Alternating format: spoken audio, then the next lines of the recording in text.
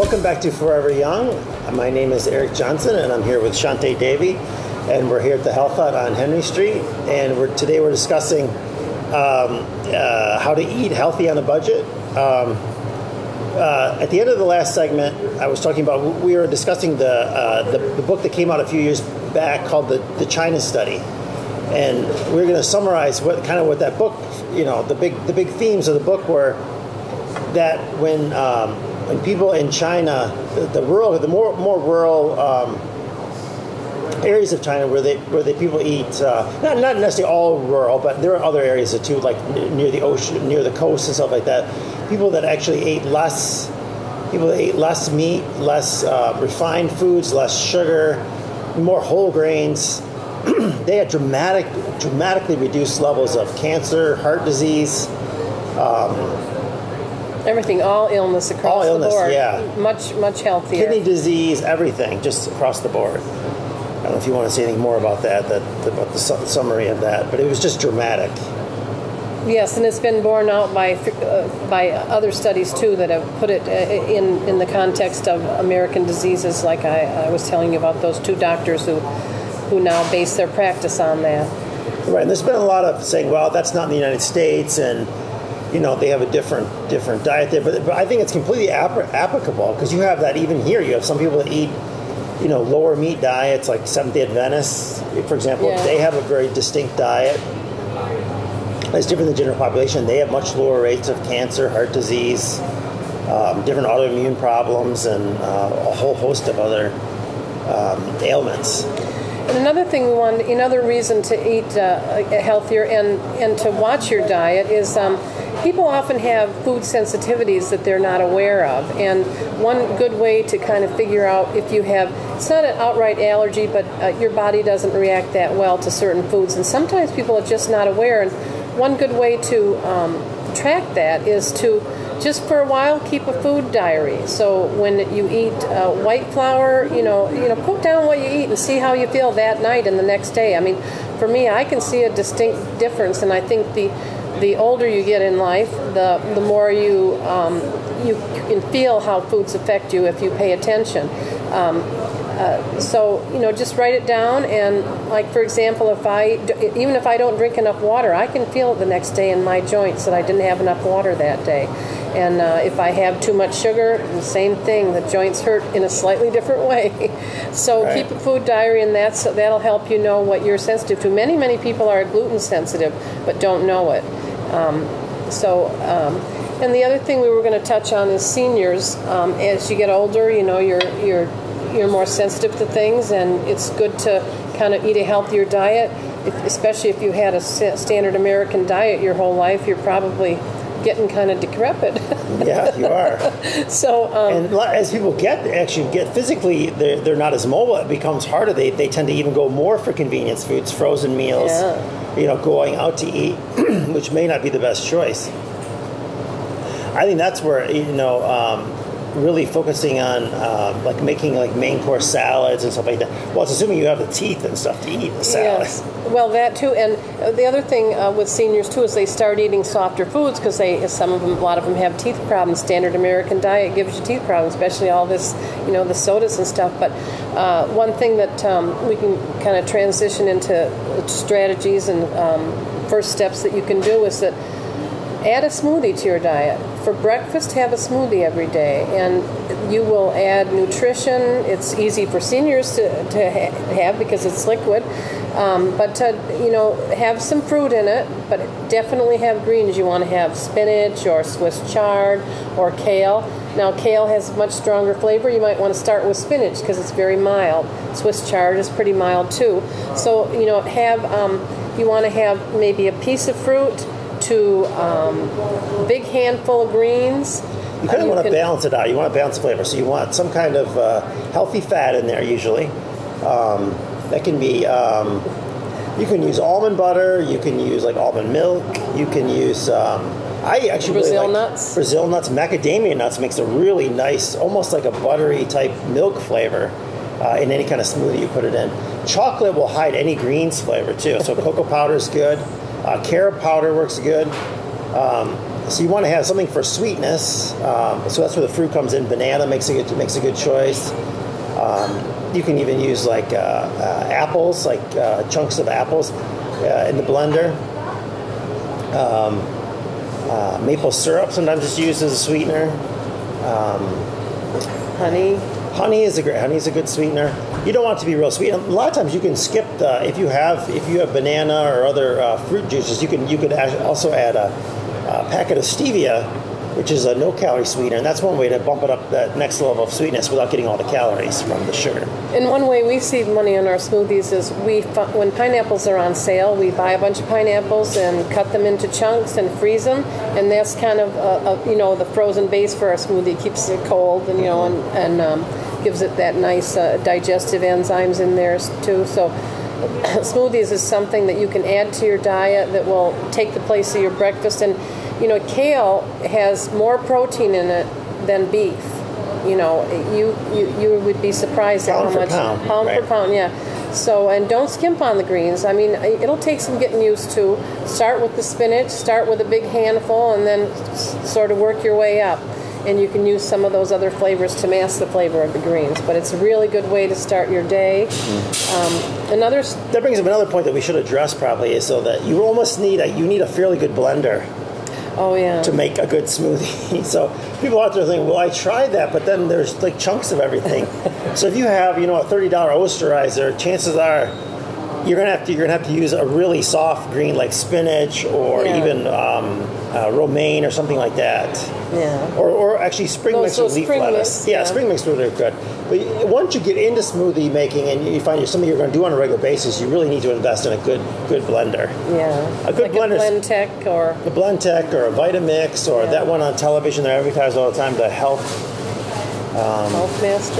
Master, something like that. Yeah, something like that. It would be. You need a quality blender. But you can do it with your blender. Just don't load up on the nuts. Go with softer ingredients. Say, they can handle frozen fruit. They're going to wear out faster and stuff if you do it regular. So, start with your blender. See what it can do. If you find start with smaller batches. Yeah, smaller batches. Your blender. You might always have to add a little liquid. Some spring water to it.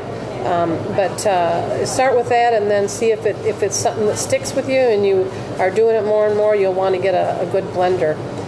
But another thing to add, that's good to change your diet. I think of trying to add things to crowd out the bad stuff. So I started out adding a smoothie and then adding a salad a day, especially in the summer when you have the fabulous produce and stuff. And there's nothing better than fresh stuff from the garden in the salad. So, but to make that a filling meal, add a whole avocado chopped up to it, or sprinkle some nuts or these wonderful sprouted pumpkin seeds on the top of it. So it's it can be very filling, a salad like that has your protein and your nuts and your fats and it's going to take it's one thing you could just sort of start where you're at and add what you have, what's available, what's in season, and just maybe start with one night a week and just make a big salad. Yeah, for your meal. And another thing to add both to the salads and the smoothies, and maybe to eat on your own, is superfoods. And Eric knows a lot about the superfoods that are available, and those are nutrient-dense foods that are almost medicinal. I mean, they have very, very healing properties for the body. Right. Some of the ones we sell here that are popular are something called wild-crafted goji berries. Goji berries are they're really high in beta carotene and other carotenoids, other carotenes that are good for eyesight. It's even thought to be good for like blood pressure. Antioxidant. Really high antioxidants, particularly, I say, for the eyes. It's got polysaccharides, kind of like aloe and medicinal mushrooms. It's got a lot of beneficial polysaccharides. It kind of tastes like a cross between a cranberry and a cherry type of flavor. It's great in smoothies. It's great in oatmeal, like cold cereals. You can just use them right out of the box, or you can sprinkle them or soak them overnight, and they become like they pulp up almost like a raisin or like a grape almost. Yeah. Once they're rehydrated, they're dried in the box. But a box like this, would last somebody several months. This one's around the $15 mark, but this is good. for quite a while because there's many servings here. You only use about a tablespoon a day. Yeah. And I mentioned the pumpkin seeds. They're very good for omega-3s, your omega-3 oils and stuff. They're high in protein, they're high in fiber, and they're high in different type of phytonutrients. That's good for blood pressure. It's good for prostate in men. It's got beta-glucans and beta-sitosterols in there. We got in the front here, we got red quinoa. There's a red quinoa. There's also a white regular quinoa. That makes great side dishes. It's like a grain. It's like rice, but only a little bit finer. And it has much more higher nutrient density than rice does. Easier to digest. A half a cup of this has 12 grams of protein in a half a cup. Yeah, that's and a lot. Doesn't it have balanced amino acids too? Yeah, it's a complete protein. Yeah, and it's high in. 1 cup of this has 10 grams of fiber as well, and it tastes really good. It's really a comfort food. And it cooks quicker than rice too. It cooks quicker than rice. It cooks in about 15 minutes rather than half an hour for brown rice. I know we're kind of getting out of order segueing into this, but we're just going to finish up the lot here. Another thing is hemp seeds make a great smoothie base. And hemp seeds can be added to salads, smoothies, trail mixes. You can grind it up and make like a hemp butter with it with salt. And that could do even a regular blender. You can do that. It is. I'm not even thinking of all the things you can do with it. It's unlimited. All the stuff you can do with it. And it's a very healthy fat. It's got the omega-3s and omega-6 balance. It's just, and it's delicious too. It might be an acquired flavor, and that's something I wanted to say. If you're getting into these new superfoods and different things, one thing is the tastes are going to be new to you, and that can be a problem. But I have the 3-bite rule, and I got this because I was traveling and I bought some raw food and I took a bite and I went, oh, that's not good. But we didn't have any other choice, so I took another bite and I went, oh, well, not so bad. But the 3rd bite, it started to grow on me. And the 4th and the 5th, I actually came to like it. So don't just take one bite of thing. Always try the 3-bite rule when you're trying a new food. Right. If you're used to eating just white flour things and lots of fried foods, high sugar items, if you're eating at different fast food restaurants, it's going to take you a while for your taste buds to change. To get into something like we have a very, very healthy gluten-free pasta. It's actually made from rice, quinoa, and amaranth. And you eat this, you make a pasta salad with this, and you aren't going to be able to eat platefuls after plateful of this because it's got a lot more protein, fiber. It's just heartier. Way more nutrients. The nutrients are just, they're 2 or 3 times the nutrients, 4 or 5 times the nutrients of like white pasta. You want to touch on salt just before we finish up this segment here? We're going to do the salt later. Okay. The one thing I want to touch on before we go is the reducing or removing.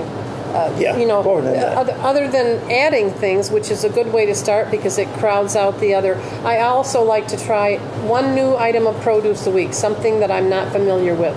Go online, look up a recipe, and try a new piece of produce. Because another thing about the American diet is it's very limited.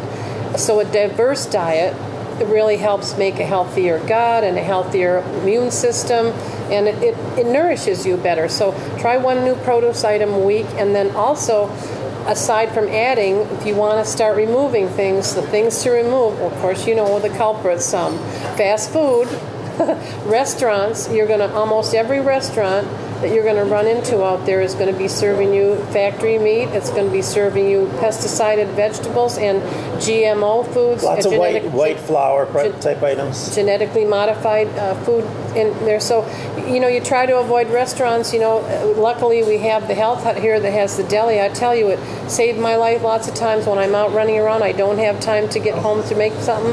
I run in here. I can get an organic wrap that's vegan or vegetarian or meat-based, and my gosh, it's a big, nice, delicious wrap, and it's organic, and it's really comparable to anything you could have for lunch out there. Right, and it really tastes good. It's not something where you got to really suffer to have it. It tastes really good. Yeah. We're going to take another break. We're going to come back and... well, let me tell you, aren't we going to finish this up? Oh, let me just say... Yeah, we'll take a minute and do it. Sugar, Flour, dairy, and processed foods. Those are all things you want to cut back on right away. Right. Of course, you know that. And when we come back, we'll talk about salts, because everyone thinks you shouldn't have too much salt, but we have a solution for that. We'll see you soon.